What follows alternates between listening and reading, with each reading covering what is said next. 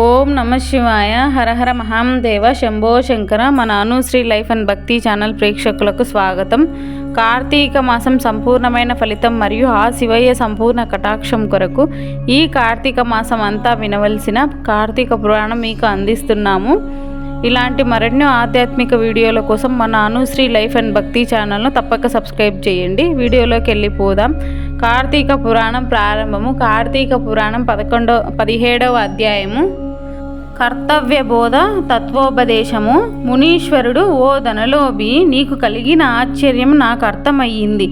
ఎటువంటి పుణ్యకార్యము చేయనటువంటి, ఏ విధమైన ధర్మము ఆచరించినటువంటి నాకు ఈ చెట్టు జన్మ నుండి విముక్తి ఎలా కలిగిందని నీకు సందేహము.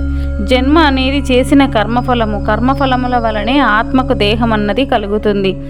ఆత్మ ధరించిన దేహము వలన కర్మ నిర్వహణ జరుగుతుంది. కనుక శరీరమే కర్మకు కారణమవుతుంది. కానీ అహంకారంతో ఆత్మ ఈ శరీరము అని వ్యవహరిస్తుంటాము.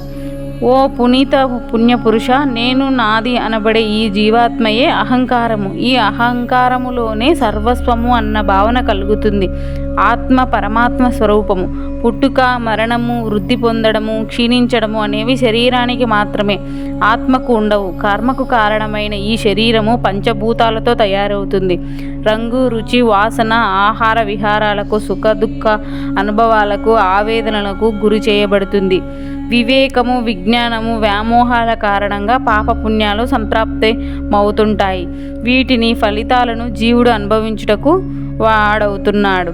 ఈ విధమైన కర్మలు లేకపోవడమే ముక్తి. ముక్తిని కలిగించేవి పుణ్యవ్రతాలు మొదలైనవి.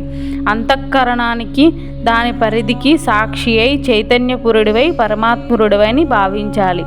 అలా భావించడానికి శరీరము కుండలాగా లోపం కూడి ఉంటుంది. కనుక శరీరాలు పరమాత్మ యొక్క నిశ్చలమైన రూపాలు కాలేవు.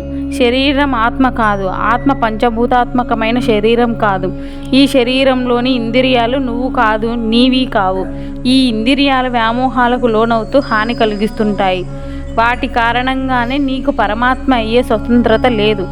బుద్ధిని దిక్కును ప్రయాణింపజేసే ప్రత్యేగాత్మ అనే నిర్ధారణ చేసుకో. యావత్తు సన్నిధానం కారణంగా దేహేంద్రియాలు జడత్వము, ప్రాణం ఉన్న పుట్టుకలేనివి ఆత్మ అనిపిస్తుందో ఆ పరమాత్మ నువ్వని నిశ్చయించుకోవాలి.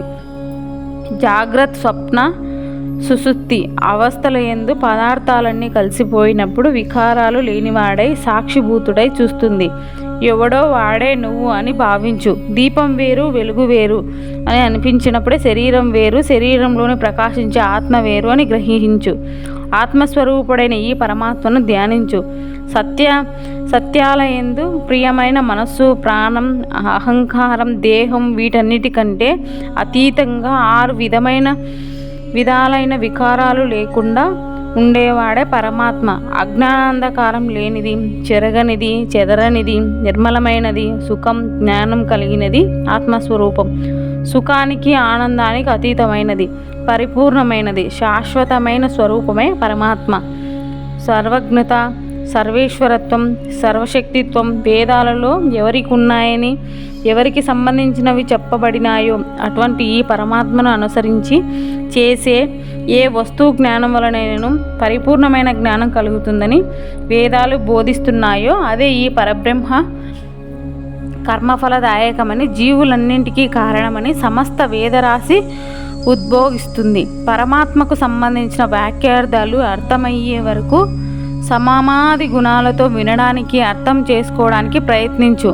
ఆత్మజ్ఞానాన్ని సంపాదించడం కోసమే పనులను ఆచరిస్తూ ఉండాలి.